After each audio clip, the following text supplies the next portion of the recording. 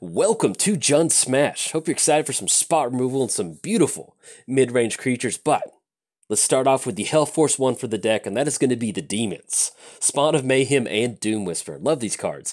Spawn of Mayhem, this is basically just going to be a really nice early game threat. If we can somehow get Spectacle online, we can get it down for 3 mana, but it's going to have Flying and Trample 4/4, and at the beginning of your upkeep, we're going to have it deal damage to each of us.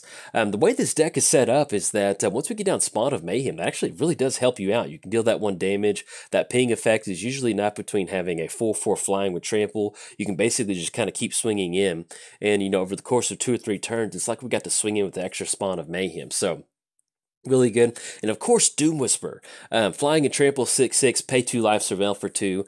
If you've never played with Doom Whisper, I highly recommend you pick it up with some of your wild cards and just be super aggressive with that surveil for 2. It'll win you games so many times. Just being able to pay 2 life, dig deeper into your library to find whatever sort of answer you need. This is everything this deck wants to do, whether it's finding some sort of spot removal, finding a board wipe, or just finding another dragon for us to get down. Doom Whisper is definitely the man with the plan. You get him down and really just start digging deeper into your library. Now, outside of the demons, the flying threats, we are running Hellkite in here, Riot, so we can have it enter the battlefield with haste or that +1 counter. Then it has that 4 mana activated ability, dealing 2 damage as we see fit. So that's another way for us to kind of keep some planeswalkers in check, or simply just, we swing in with the Doom Whisper, the Hellkite, and then we can use that activated ability to deal 2 damage to our opponent, kind of dump some extra mana in there. So it's always nice to have stuff with that extra value off of some of those creatures. Now, moving on to some of the support creatures for this deck. We're running a ton of creatures in here. That's going to be Ravenous Chupacabra. It's going to be our spot removal creature. And of course, Underrealm Lich. I love this card. If you draw a card, look at the top 3 cards of your library, put 1 into your hand and the rest into your graveyard. The way we're playing this deck is we want to be as aggressive as possible. So getting down something like Underrealm Lich, that's going to allow us to brainstorm every single turn. We draw a card, grab whatever card we need, and then put the rest into the graveyard. Even if we're getting rid of some of our other threats, what we need to do is find the answer for that particular moment, and then Underrealm Lich certainly allows us to do that. And the fact that it does have pay 4 life, make it indestructible, that's one way to make sure it does stick around onto the battlefield. Now, outside of the support creatures, we're running some really nice mid-range creatures in here. We got Gruul Spellbreaker, as you can tell on the art. Riot, Trample. This is just one of those cards where if you've got 2 or 3 cards in your opening hand, if you draw into it late game, mid game, early game, you always feel pretty good because you can just get down a 3 mana 3/3 with haste, or a 4/4 if you need to sit back on defense. So this is definitely one of the cards for the deck. They're always happy to see it at whatever point in the game. And we're kind of testing out Biogenic Ooze. I like this card. It enters the battlefield, create a 2/2 Ooze token, and at the beginning of our end step, we get to put a +1 counter on all of our oozes. Now, it does have the activated ability of putting extra ooze creature on the battlefield, but for the most part, we're playing Jund. We want to get a lot of 2-for-1s. We want to get rid of their creature. Being able to blast one of their creatures, get down Biogenic Ooze, and just kind of rebuild with a ton of tokens. That is a really fun way to try to close the game out. Now that we've covered our mid-range threats, our closers, our utility creatures, we're running a lot of ramp in here. We want to get these creatures down on the battlefield as quickly as possible. That's going to start with Lano War Elves and Gift of Paradise. Lano War Elves is pretty self-explanatory. It's a 1 mana dork. Now, Gift of Paradise, this certainly helps us, add 2 mana of any color off of a land. So, it's going to help us with the double black from Doom Whisper, the red from Hellkite. One of the good things about Gift of Paradise does is it allows us to gain 3 life. So if we get down 1 or 2 of these, this is usually more than enough to kind of stabilize against any sort of your aggro decks or even something like Mono Red Burn. So running at least 4 copies of Gift of Paradise in here, it's wonderful. You get that life gain. It also allows you to ramp really quick, and turning out a Doom Whisper on turn 4 or turn 3. That's some good magic right there. I am running 1 copy of Growing Rites of Itlimoc in here. This is one of those cards that it could be, I think actually I'm running 3 Gift of Paradise and 1 Growing Rites. So you could run 4 Gift of Paradise if you don't have this card. I just wanted to test it out. It's always nice to have kind of fun cards like this. And, there may be some games to where we have a ton of creatures on the battlefield. We get the Growing Rites to flip, and that might be enough to just go for a ton of Biogenic Ooze activations. I don't know. Running 1 copy in here, I like it. We can grab a creature. Once it does flip, it turns into a Guy's Cradle, which does allow us kind of generate a ton of mana, depending on what sort of board state we have developed. We are running 4 copies of Incubation in here. That does allow us to go for, if we have the Gift of Paradise down, we can go for the second half if we need to, but it's mainly in here just for the Incubation. I think we're running around 20 something creatures in here. So if we go for incubation, most of the time we're going to look at the top 5 cards in our library, grab a creature. We're going to find some sort of answer that we're digging for, whether it's a mana dork, whether it's Doom Whisper, whether it's Rasmus Chupacabra. And if we don't hit anything, we just dug 5 cards deeper in our library, and hopefully we can grab another incubation and just kind of keep that chain going. But that's pretty much the sole purpose in the deck, is to find whatever sort of creature we need at that given moment. Now, outside of the creatures, we are in Jund color, so we have access to a ton of just wonderful remover. Assassin's Trophy, Bedevil. These are all cards that double as, Assassin's Trophy is going to be able to take care of anything on the battlefield. Bedevil is going to be artifact creatures, planeswalkers. That's one of the strengths of running these colors. You have access to pretty much any sort of removal that you need to get, and especially any sort of answer for whatever sort of threat your opponent gets down on the battlefield. We're also running Ritual Soot as the board wipe for the deck. Destroy all creatures with converted mana cost 3 or less. This does catch Lana War Elves, but it pretty much fits into our game plan. We need to get down Spawn of Mayhem, we want to get down Doom Whisper, we want to get down Hellkite. Going for Ritual Soot is going to be a one-sided board wipe, and if you have a one-sided board wipe in Magic, that will definitely help you close the game out. And of course, Restless Contempt, like I mentioned with the Gift of Paradise, there's a lot of aggro decks, a lot of burn running around an arena. The fact that we have spot removal on a Planeswalker or creatures, it's always nice, and then we can gain that 2 life. That's typically enough for us to kind of stabilize or get to some sort of point to where we can win the game. That's going to be it for the deck tech, though. I do have some awesome gameplay videos up for you next, so make sure you stick around and watch. It's Tezzeret versus Tezzeret. Let's go. Spider-Man. Welcome to Jund Smash. Hope you're excited. Been recording for a little bit too long today, but that's what makes these videos fun. So we've got Blood Crypt and Swamp, Doom Whisper. This is actually... Man, if we hit a green source, we are in business. We've got down Gruul Spellbreaker. That sounds really good. Ritual of Soot's really... Yeah, I guess we keep on this one. Opponent's going to be on the play first. Yeah, let's go for that. We're going to cash in an extra card draw. Hopefully, fingers crossed, maybe we can top deck a green source. And then, red. Well, that'll work. Let's get down Blood Crypt. We're not going to pay 2 life, and then pass the turn over to our opponent. So our opponent did lead off with a mountain, so we'll see if we're playing against mono red. If we are, hopefully this Ritual of Soot will definitely allow us to kind of clean up a lot of these creatures on the battlefield, and then we can start to challenge them with the Gruul Spellbreaker. But yes, welcome. This deck's actually a lot of fun. This is kind of, it definitely reminds me of a... kind of like a cube deck in a way. We've got Doom Whisper in here. It's just value at every single step of the way. And let's see what else they're going to get down. They got double mountains, but yeah, you get on Doom Whisper, and especially, if you're playing against mono red, you can't be super aggressive with the surveil options. But I was playing last night, and once we got down Doom Whisper, we needed to close the game out, and I was playing against our opponent. They were tapped out, so I could just Doom Whisper all the way down to like 2 or 4 to find an answer to clear the way for us to swing in, and it just felt really good. Now, our opponent is taking a little bit of time, so I'm just going to, wait for them to decide what to do, and then we'll... Oh, there we go. Get down the Pyromancer, and then that'll be 2 damage up top, and we'll see how we want to set this up. Incubation, okay. So we'll get down a Swamp. Yeah, we probably should have mulliganed, but thankfully all we need to do is hit 1 more land, and that'll put us on Ritual of Soot. We can at least kind of stop this mono red onslaught. But if you think about getting into Magic Arena, what I'm doing is I'm playing in the constructed queues. It's like, I think 95 gems or 500 coins to enter in this one. And basically you just keep playing until either you get 7 wins or you hit 3 losses. So it's a lot of fun. It's a fun way to kind of run into a lot of mono red sometimes, but just kind of how it is. Let's get down Mountain, because mono red is one of the cheaper decks to build on Arena. And if you don't know about Arena, the way it works is they operate on wild cards. So once you get these wild cards into your collection, that allows you to kind of cash in whatever sort of card that you want, and then you can just pick up, build decks from that. All right, so we draw to another Ritual of Soot, and there's nothing else we can do. So let's just go ahead and pass this turn. Yeah, we should have mulliganed. I was looking at double Doom Whisper. I was like, man, that's not... It's not where we want to be.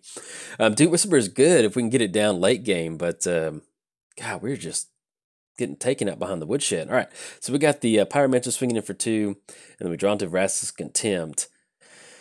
All right, let's go and pass the turn. I guess we get rid of...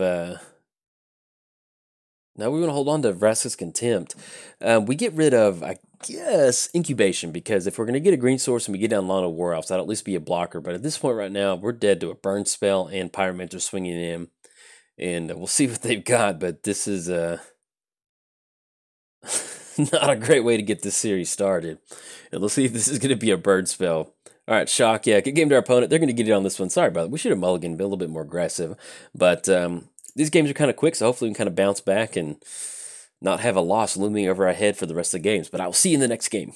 Welcome to Game 2 of Jun Smash. Hopefully, we didn't get to smash anything last turn, so our fists are very angry. All right, I like this hand a lot better. We've got Stomping Ground, Swamp, Blood Crypt. We can shock that in, load on War Elves. We're online for a really quick Gift of Paradise. Yes, we will keep on this one. Now, one of the ways that we can combat mono red is by Gift of Paradise. So we just really got off to kind of a really clunky start last game. So, all right, so we need to, let's get down forest. Let's go for Lano War Elves. And then next turn, that's going to put us on Gift of Paradise with Swamp, and we can actually don't have to worry about getting these shock lands in without taking any sort of damage.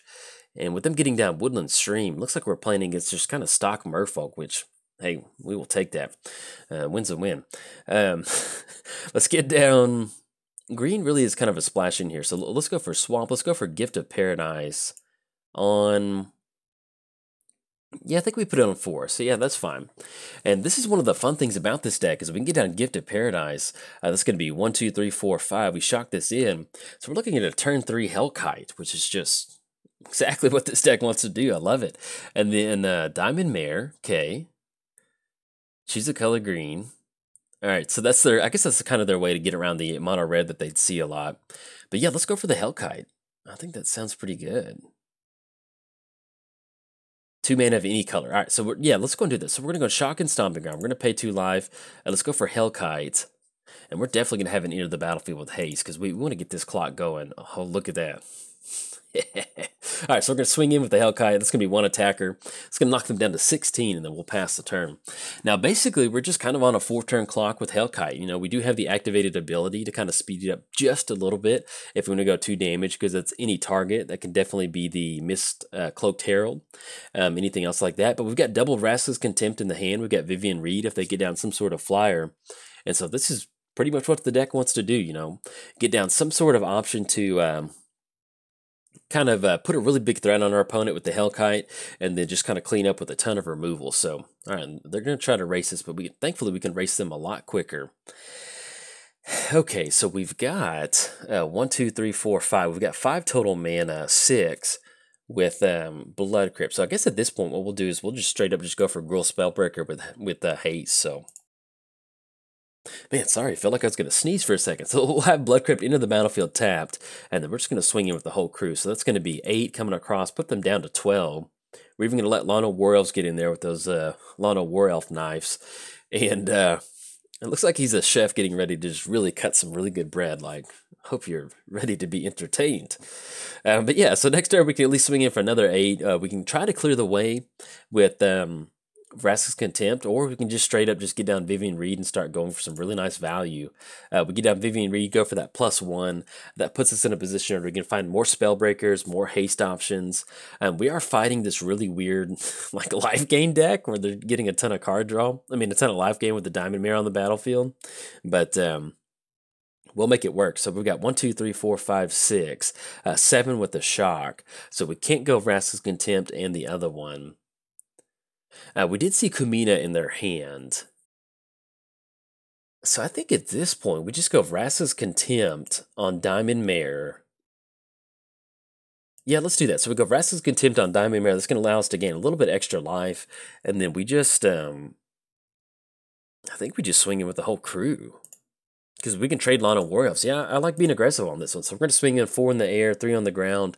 And then we got Lano War Elves. That way, if they do want to trade with Silvergill or Mist Cloaked Herald, and yeah, that's perfect. I'll take that trade in a heartbeat.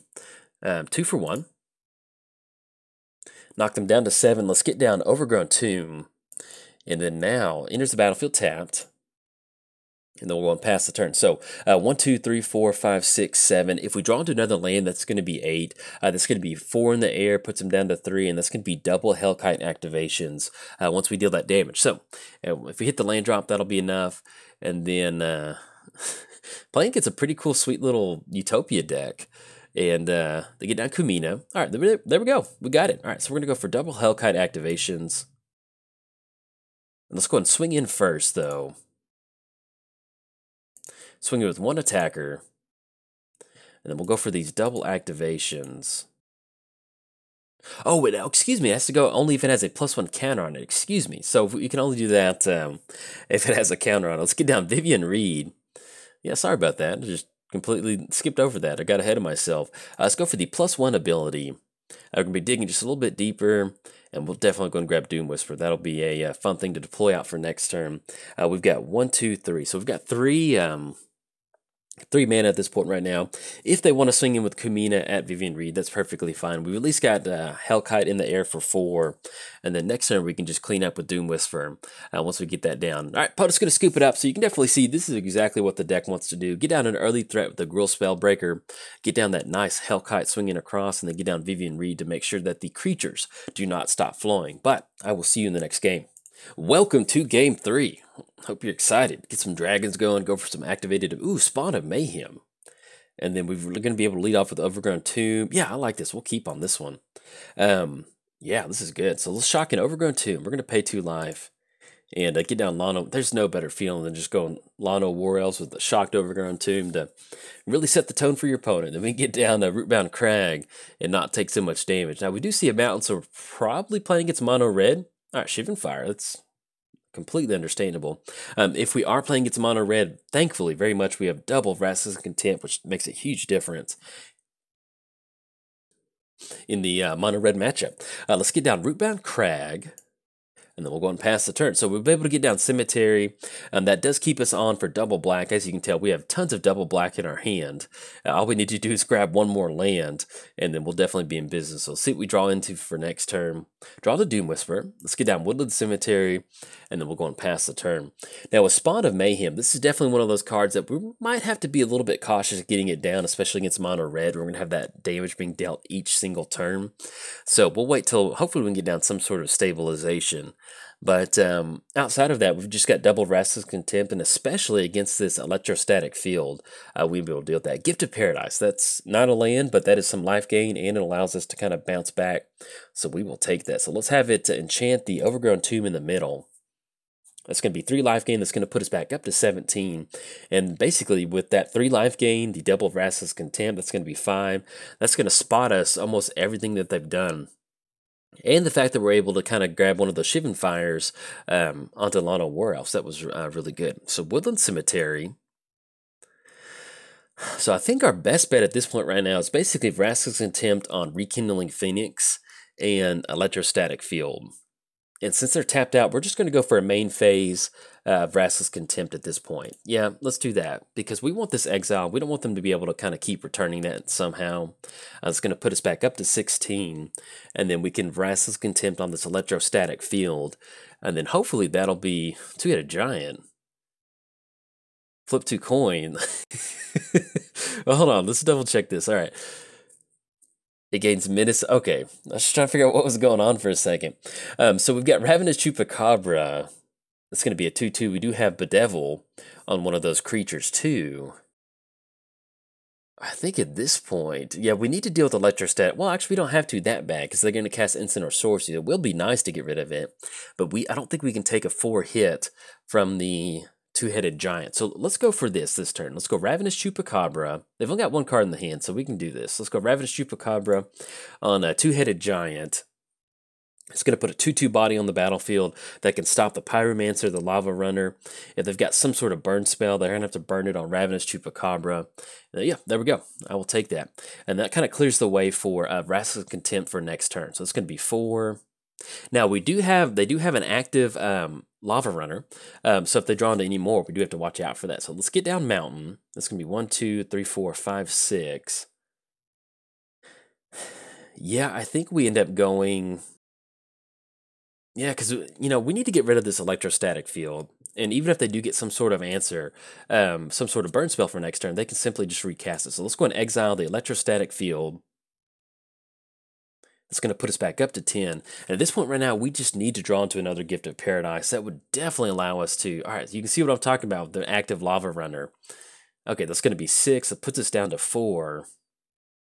Vivian Reed. And then now that I think about it, it's going to be 1, 2, 3, 4, 5, 6. We go Bedevil on one of the creatures. We can't stop what they've got going on. Oh no, that's not good. Yeah, I think they're going to get it on this one. That is a bummer. That's a major bummer. Yeah, it's going to be 1, 2, 3, 4, 5, 6. If we ran into another removal spell, we could have, but both of these lava runners. And if we could somehow get 1 damage with Spawn of Mayhem, but even then, that's not good. Yeah, I think they got it. Good game to our opponent.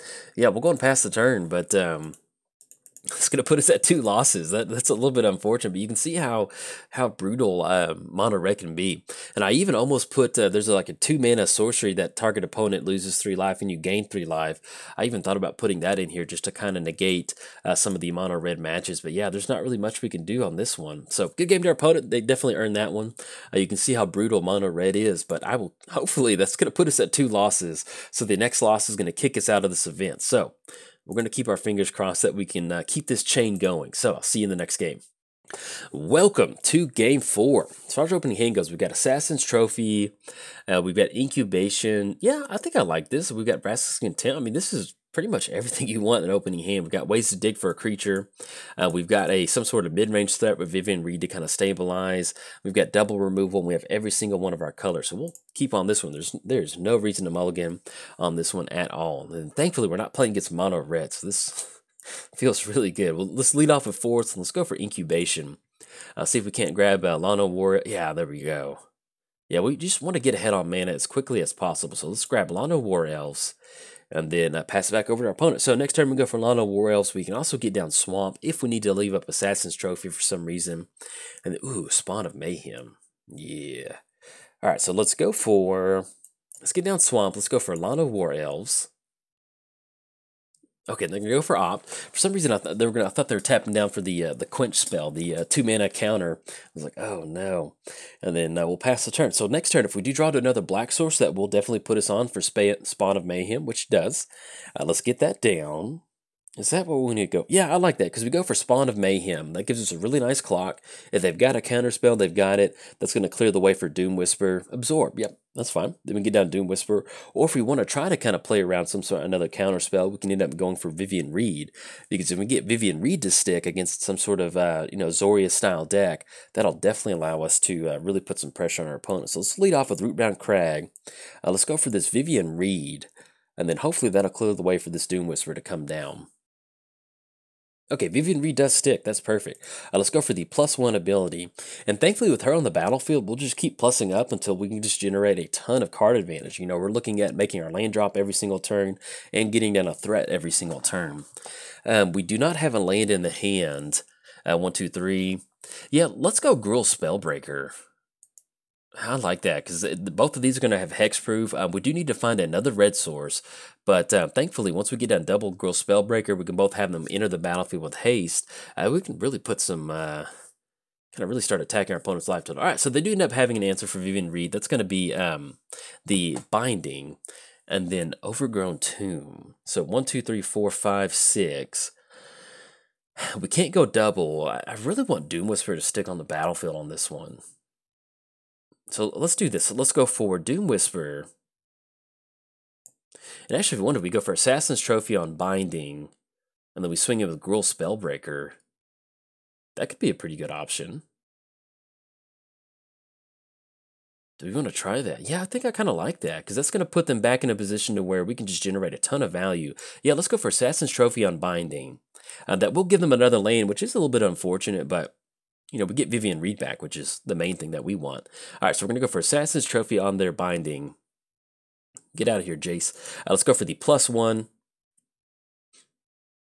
And then I guess we grab, Underrealm Lich. Yeah, we got Overgrown Tomb in the hand. Yeah, we'll grab Lich. I like that.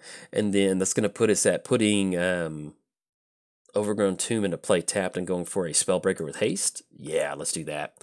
Let's go with haste. Have it enter the battlefield with haste. Let's get down Overgrown Tomb, enter the battlefield tapped, and then let's go and swing in for 3.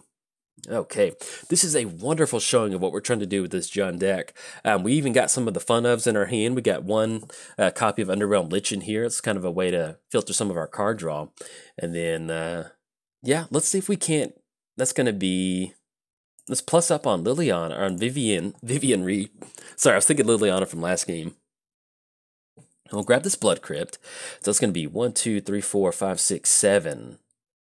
And that'll be Gruul Spellbreaker and Vraska's Contempt. I think that sounds pretty fair. Yeah, let's do this. So let's shock in Blood Crypt, just because at this point we're playing against control. It's not really going to matter. So let's go for Gruul Spellbreaker. We're going to have an end of the battlefield with haste once again. And if they've got a counterspell, they can counter it. That'll kind of clear the way for, maybe something like Vraska's Contempt or something like Incubation. Absorb, that's fine. If we're going to have a Gruul spell, I will trade a Gruul Spellbreaker with Absorb all day. Let's go for Incubation. So we'll look at the top 5 cards. We're going to grab another creature. Let's just grab another Gruul Spellbreaker. I mean, this is kind of what this deck wants to do. Let's go for another Spellbreaker. We're going to give it haste. And that way we can just make them burn all their counter spells. All right, so we're going to bring in a double Spellbreakers. Mission Briefing. Now, if they end up going for Mission Briefing, they've only got 1 mana. I think at this point, they're just trying to dig, which is exactly what we want to do. We're going to definitely put some good pressure on our opponent. Okay, we're going to swing in with the double Gruul Spellbreakers. It's going to be 3. There we go. Knock it down to 17 and then pass the turn. So you can see where we're just kind of really deploying out just really nice mid-range threats. We're playing against a control deck. So what we're trying to do is just eat up all of their counter spells, and that is exactly what we're going for. Ooh, we could potentially get down our Growing Rights. So that's going to, do we want to, I think we need to be aggressive. We need to get rid of this, we need to be aggressive with Vivian Reed. So we're going to go for -3 on Dawn of Hope. That'll force them to go for an activated ability if they want to, all right, there we go. Get rid of that. Growing Rights of Itlamok. We need 4 creatures on the battlefield. Yeah, let's do this. Let's go and push in with the Spellbreakers. If we're running into a Settle the Wreckage, that's fine. All right, so we've got 2 attackers swinging. That's going to be double Spellbreakers. And then next turn, we'll decide if we end up going for Underrealm Lich. I think we probably want to end up going for Doom Whisper, simply just because it does have that haste. And that's going to be 6, and then 12. That will definitely be lethal. So that's going to be Doom Whisper, because 1, 2, 3, 4, 5, 6, 7. Yeah, let's do that. So let's go for Doom Whisper. If they've got a counterspell, they've got it. We still have at least a pretty good threat on the battlefield. And then next turn, we go for Vivian Reed, plus up on Vivian. Oh, yeah. We're going to get that to stick. And then anything else, we'll just go and pass the turn to our opponent. Now, if we are trying to play around Settle the Wreckage, well, at least we might swing in with the entire crew for next turn. But with them going for Chemist's Insight, they're trying to find some sort of answer. And we might play cautious. We'll just kind of see how we want to do that. But at least we've got the way clear for Vivian Reed. So even if they do get down some sort of flyer, we can kind of push past on this one. All right, so we draw into Woodland Cemetery. Let's go ahead and plus up on Vivian Reed. And I think we grab, you know what? Yeah, let's grab Hellkite. Yeah, because what we can do is we can bounce back with Hellkite for next turn. So let's represent lethal. Let's go to the attack step. We're going to swing in with Spellbreaker, swing in with Doom Whisper. So we're going to swing it for 3. And if they've got Settle the Wreckage, we're going to force them to use it. And then next turn, we can try to land a Skargan Hellkite. Okay, they do have Settle. All right, opponent's going to scoop it up, even though they're going to go for Settle the Wreckage. We will take it on this one. We got the Hellkite to even clean it up for next turn. You can see where this is exactly what the deck wants to do. Just generate a ton of value, and just never let your opponent take any sort of rest. That's exactly what we want to do. So we're still sitting at 2 losses, so hopefully we can keep this chain going, and I will see you in the next game. Welcome to Game 5, playing against Spooky Jace. It's got those hands up like that. As far as the opening hand goes, we've got Blood Crypt, Dragon Skull Summit. Yeah, this is nice, but I'm not super wild about this one, especially if we're playing against an aggressive deck. And yeah, I mean, we got 5 lands and a removal spell, so we will keep on this one. There's no reason to mulligan on this one. If we Gruul Spellbreaker, that is perfect. We'll definitely put that on top. Let's lead off with a Overgrown Tomb. Yeah, we'll lead off with Overgrown Tomb, have it near the battlefield tap. But that way, if we do draw into Lana War Elves, well, we've got Gruul Spellbreaker, so we will not be doing that. But at least we can get that down for next turn. Playing against Watery Grave, so, I mean, a black-blue at least. So that's a very fresh breath of air. Let's get down Stomping Ground. Yeah, we don't need to shock this one. We're just going to have it near the battlefield tapped, and then we'll try to get down Gruul Spellbreaker and just really start chipping away at our opponent's life total. We'll see what else they roll out, but if we're playing against some sort of Dimir control deck or some sort of Esper deck, I like that. Let's get down Mountain. Yeah, I think that's good. So we get down Mountain. Let's just go for Gruul Spellbreaker. Actually, let's go Gift of Paradise since we have more than enough lands in the hand. If this sticks, perfect. If it eats a removal counter spell, then so be it. All right. So we gave 3 life. We go up to 23, and that's going to put us at 5 total mana for next turn. So that will put us online for Gruul Spellbreaker. Unless we hit one of our 5 drops, then we can certainly get some pretty good stuff going. Ooh, play gets a Grixis. Kind of like that. Let's go for Gruul Spellbreaker. And I think we just go for haste off this one.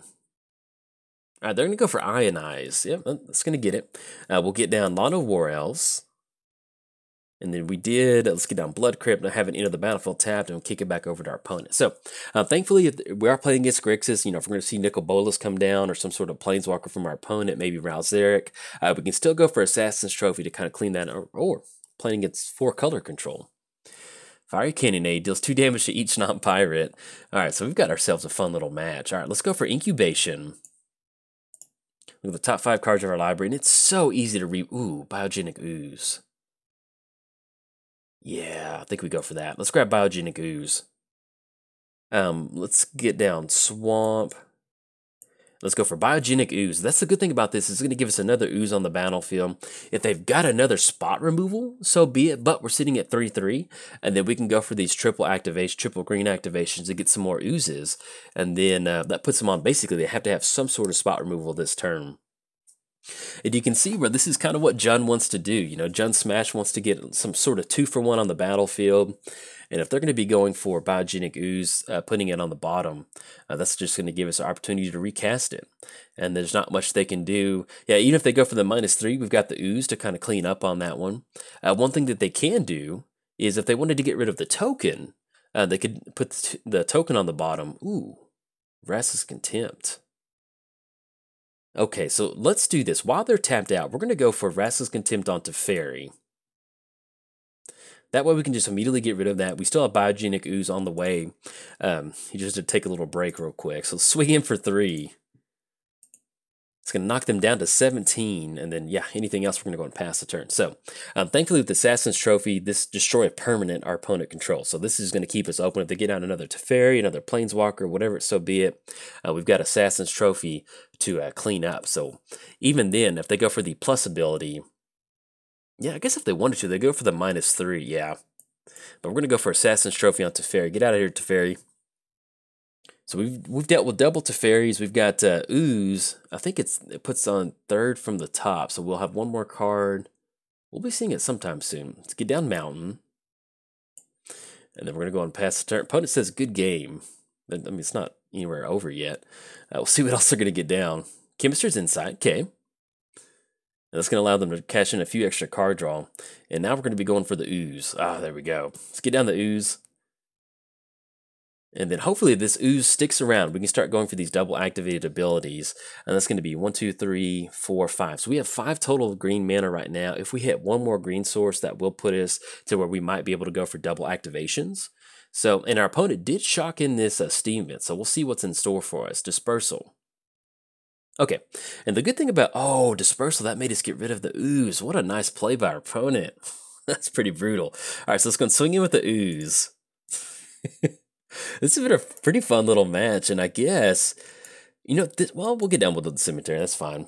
Sometimes I like to do this, if you're playing an Eternal format or some sort of Commander or Modern, if you get to the point to where you've got more than enough stuff in your hand, or you've got more than enough mana on the battlefield, you just hold on to a land just to kind of complicate your opponent's decision making. So that's just kind of how it goes sometimes. Let's go and swing it for 3. If you came here for an Ooze attack fest, oh no, they got Dream Eater.